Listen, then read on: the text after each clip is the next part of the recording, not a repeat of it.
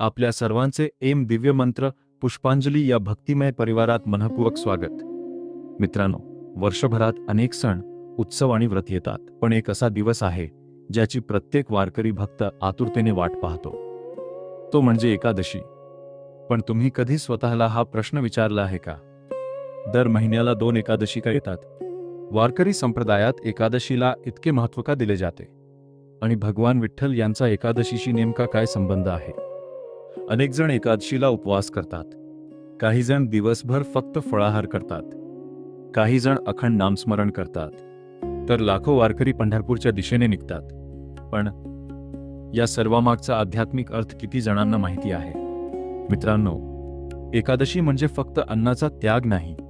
एकादशी म्हणजे मनातील वाईट विचारांचा त्याग, अहंकाराचा त्याग, क्रोधाचा त्याग आणि भगवंताच्या नामात मन पूर्णपणे अर्पण करण्याचा दिवस. म्हणूनच संतांनी सांगितले, नाम हेच खरे धन. वारकरी संप्रदायात एकादशी म्हणजे फक्त एक तिथी नसते, ती भक्तीचा उत्सव असतो. त्या दिवशी रामकृष्ण हरी आणि विठ्ठल विठ्ठल या नामाचा अखंड गजर होत असतो. मित्रांनो, भगवान विठ्ठल हे भगवान विष्णूंचेच एक पूज्य स्वरूप मानले जाते आणि म्हणूनच वैष्णव परंपरेत एकादशीला अत्यंत पवित्र स्थान आहे. याच दिवशी लाखो भक्त विठ्ठलाच्या चरणी आपले मन अर्पण करतात. परंतु एकादशीची सुरुवात कशी झाली? या पवित्र दिवसामागे कोणती कथा आहे? भगवान विष्णूंनी एकादशीला विशेष महत्त्व का दिले? आणि पंढरपूरची आषाढी आणि कार्तिकी एकादशी इतकी प्रसिद्ध का झाली? या सर्व प्रश्नांची उत्तरे आपण या व्हिडिओमध्ये एकामागोमाग जाणून घेणार आहोत. म्हणून हा व्हिडिओ शेवटपर्यंत नक्की पहा, कारण कदाचित आज तुम्हाला एकादशीबद्दल अशा काही गोष्टी कळतील ज्या तुम्ही यापूर्वी कधीच ऐकल्या नसतील. रामकृष्ण हरी. छान. आता आपण भाग 2 सुरू करूया. हा संपूर्ण व्हिडिओतील सर्वात प्रभावी भाग असेल. एकादशी आणि विठ्ठल यांचे अतूट नाते. भाग 2. एकादशीची उत्पत्ती सुमारे 3 मिनिटे. रामकृष्ण हरी. मित्रांनो, आता जाणून घेऊया एकादशी इतकी पवित्र का मानली जाते. पद्मपुराण आणि इतर वैष्णव परंपरांमध्ये प्रचलित असलेल्या कथेनुसार प्राचीन काळी मुरासूर नावाचा एक अत्यंत बलवान असुर होता. त्याने देव, ऋषी आणि पृथ्वीवरील अनेक लोकांना त्रास दिला. त्याच्या अत्याचारामुळे सर्वत्र भीतीचे वातावरण निर्माण झाले. शेवटी सर्व देव भगवान विष्णूंच्या चरणी गेले आणि संरक्षणाची प्रार्थना केली. भगवान विष्णूंनी मुरासुराशी दीर्घकाळ युद्ध केले. युद्ध खूप काळ चालले. एका टप्प्यावर भगवान विष्णू एका गुहेत योगनिद्रेत विश्रांतीसाठी गेले. मुरासुराने हीच संधी साधून त्यांच्यावर आक्रमण करण्याचा प्रयत्न केला. परंतु त्या क्षणी भगवान विष्णूंच्या दिव्य तेजातून एक अद्भुत तेजस्वी देवी प्रकट झाली. त्या देवीने मुरासुराशी युद्ध करून त्याचा पराभव केला. भगवान विष्णू जागे झाल्यावर त्यांनी त्या देवीच्या शौर्याने प्रसन्न होऊन तिला वरदान मागण्यास सांगितले. त्या दिव्य देवीने प्रार्थना केली, प्रभू, ज्या दिवशी मी प्रकट झाले तो दिवस जगभरातील भक्तांसाठी पवित्र ठरो. त्या दिवशी जो श्रद्धेने तुमचे स्मरण करेल त्याच्यावर तुमची विशेष कृपा राहो. भगवान विष्णूंनी आनंदाने ते वरदान दिले आणि त्या दिवसाला नाव मिळाले एकादशी. मित्रांनो, या कथेतून आपल्याला एक सुंदर संदेश मिळतो. एकादशीचा खरा अर्थ केवळ उपवास नाही, तर मनातील आळस, राग, लोभ, मत्सर आणि अहंकार या मुरासुरांचा पराभव करणे हा आहे. म्हणूनच संतांनी नेहमी सांगितले, उपवासापेक्षा नामस्मरण श्रेष्ठ. अन्न कमी खाणे महत्वाचे असले तरी त्याहून महत्वाचे म्हणजे मनात भगवंताचे स्मरण जागवणे. याच कारणामुळे वारकरी संप्रदायात एकादशीला रामकृष्ण हरी, विठ्ठल विठ्ठल आणि हरिनामाचा अखंड गजर केला जातो.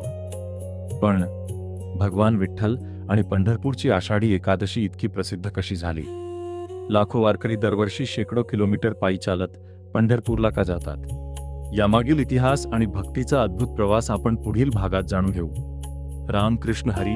रामकृष्ण हरी. मित्रांनो, आता आपण त्या प्रश्नाचं उत्तर जाणून घेऊया ज्यामुळे लाखो वारकरी दरवर्षी पंढरपूरच्या दिशेने निघतात. आषाढी एकादशी इतकी महान का मानली जाते? मित्रांनो, महाराष्ट्राची वारकरी परंपरा ही केवळ धार्मिक परंपरा नाही, ती प्रेमाची, सेवेची, समतेची आणि अखंड नामस्मरणाची परंपरा आहे. आषाढी आणि कार्तिकी एकादशीला लाखो वारकरी टाळ, मृदुंग आणि हरिनामाचा गजर करत पंढरपूरकडे चालत जातात. या यात्रेला वारी म्हणतात.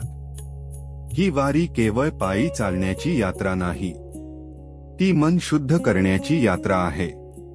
अहंकार सोडण्याची यात्रा आहे. भगवंताशी नातं अधिक दृढ करण्याची यात्रा आहे. मित्रांनो, पंढरपूर म्हटलं की एक नाव सर्वप्रथम आठवतं, भक्त पुंडलिक. परंपरेनुसार सांगितल्या जाणाऱ्या कथेनुसार पुंडलिक आपल्या आईवडिलांची अतिशय भक्तिभावाने सेवा करत होता. त्याच्या या निस्वार्थ सेवेमुळे भगवान विठ्ठल त्याला दर्शन देण्यासाठी स्वतः आले. त्यावेळी पुंडलिक आपल्या आईवडिलांच्या सेवेत मग्न होता. त्याने भगवंतांना लगेच उठून नमस्कार केला नाही. त्याऐवजी त्याने एक वीट पुढे सरकवली आणि नम्रपणे विनंती केली, प्रभू, कृपया या विटेवर उभे राहा. मी माझी सेवा पूर्ण करून लगेच येतो. भगवान विठ्ठल त्या विटेवर उभे राहिले आणि भक्ताच्या सेवाभावाने इतके प्रसन्न झाले की आजही ते त्या विटेवर उभे असल्याचे दर्शन आपल्याला मिळते. मित्रांनो, या कथेचा खरा संदेश काय आहे? तो म्हणजे आईवडिलांची सेवा हीच ईश्वर सेवा आहे. भक्ती म्हणजे फक्त मंदिरात जाणे नव्हे, भक्ती म्हणजे आपल्या कर्तव्याचे प्रामाणिक पालन करणे. म्हणूनच वारकरी परंपरेत सेवा आणि नामस्मरण या दोघांनाही समान महत्त्व आहे. आषाढी एकादशीच्या दिवशी लाखो वारकरी जेव्हा ज्ञानोबा तुकाराम म्हणत पंढरपूरमध्ये प्रवेश करतात, तेव्हा तो फक्त एक उत्सव नसतो. तो शेकडो वर्षांपासून चालत आलेल्या भक्तीच्या परंपरेचा जिवंत अनुभव असतो. परंतु एकादशीला उपवास करण्यामागे नेमका आध्यात्मिक अर्थ काय आहे? उपवास म्हणजे फक्त अन्न न खाणे का? आणि आजच्या काळात आपण एकादशी कशी पाळावी, हे आपण या व्हिडिओच्या अंतिम भागात जाणून घेणार आहोत. रामकृष्ण हरी. एकादशीचा खरा अर्थ. एकादशी म्हणजे फक्त अन्नाचा त्याग नव्हे, तर मनातील विकारांचा त्याग होय. राग, द्वेष, मत्सर, अहंकार, लोभ आणि मोह यांपासून दूर जाण्याचा हा पवित्र दिवस आहे. या दिवशी आपण जितके शरीराला विश्रांती देतो, तितकेच मनालाही शांततेचा अनुभव देणे आवश्यक असते. भगवान श्री विष्णूंचे नामस्मरण, हरिपाठ, भगवद्गीतेचे वाचन, जप आणि प्रार्थना यांमुळे मन शुद्ध होते आणि जीवनाला नवी दिशा मिळते. उपवासाचा आध्यात्मिक संदेश. उपवास या शब्दाचा खरा अर्थ आहे. उप म्हणजे जवळ आणि वास म्हणजे राहणे. म्हणजेच उपवास म्हणजे परमेश्वराच्या अधिक जवळ जाण्याचा प्रयत्न. केवळ अन्न न खाल्ल्याने उपवास पूर्ण होत नाही. मन, वाणी आणि कर्म यांनाही पवित्र ठेवणे आवश्यक असते. या दिवशी सत्य बोलणे, संयम राखणे, इतरांना मदत करणे, दया, क्षमा आणि प्रेम या गुणांचा स्वीकार करणे हाच खरा उपवास आहे. ज्यावेळी आपण शरीरापेक्षा आत्म्याला अधिक महत्त्व देतो, तेव्हाच एकादशीचे खरे पुण्य प्राप्त होते. आजच्या जीवनात एकादशी कशी पाळावी? आजच्या धावपळीच्या जीवनात प्रत्येकाला पूर्ण दिवस मंदिरात बसणे शक्य नसते. पण श्रद्धा असेल तर काही सोपे उपाय प्रत्येकजण करू शकतो. सकाळी लवकर उठून स्नान करून भगवान श्री विष्णूंची मनोभावे पूजा करा. दिवसभर नमो भगवते वासुदेवाय किंवा श्रीराम जय राम या मंत्रांचा जप करा. हरिपाठ, विष्णू सहस्रनाम किंवा भगवद्गीतेतील काही अध्याय वाचा. शक्य असल्यास सात्विक उपवास करा आणि दिवस शांततेत घालवा. गरजू व्यक्तींना अन्नदान किंवा वस्त्रदान करा. रात्री झोपण्यापूर्वी दिवसभरातील चुकांसाठी परमेश्वराची क्षमा मागा आणि पुढील आयुष्य अधिक सत्कर्मांनी जगण्याचा संकल्प करा. एकादशी ही केवळ परंपरा नाही, तर स्वतःला बदलण्याची आणि आत्मिक उन्नती साधण्याची सुंदर संधी आहे. भावपूर्ण समारोप. प्रिय भक्तांनो, एकादशी आपल्याला शिकवते की खरा आनंद बाह्य सुखांमध्ये नसून प्रभूच्या चरणी समर्पित जीवनात आहे. जीवनात कितीही संकटे आली तरी श्रीहरींचे नाम कधीही सोडू नका.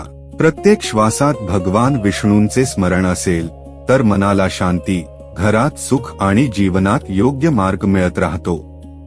भगवान श्री विठ्ठल आणि श्री विष्णूंची कृपा तुमच्या आणि तुमच्या संपूर्ण परिवारावर सदैव राहो. जर हा व्हिडिओ तुम्हाला आवडला असेल तर व्हिडिओला लाईक करा, आपल्या मित्रपरिवारासोबत नक्की शेअर करा आणि अशाच भक्तिमय, ज्ञानवर्धक आणि आध्यात्मिक व्हिडिओंसाठी ओम दिव्या मंत्रा पुष्पांजली या चॅनेलला सबस्क्राईब करा. शेवटी सर्वांनी मनोभावे म्हणा, श्रीहरी विठ्ठल, जय हरी विठ्ठल, नमो भगवते वासुदेवाय. धन्यवाद. पुन्हा भेटूया एका नव्या भक्तिमय विषयासह. जय जय राम कृष्ण हरी.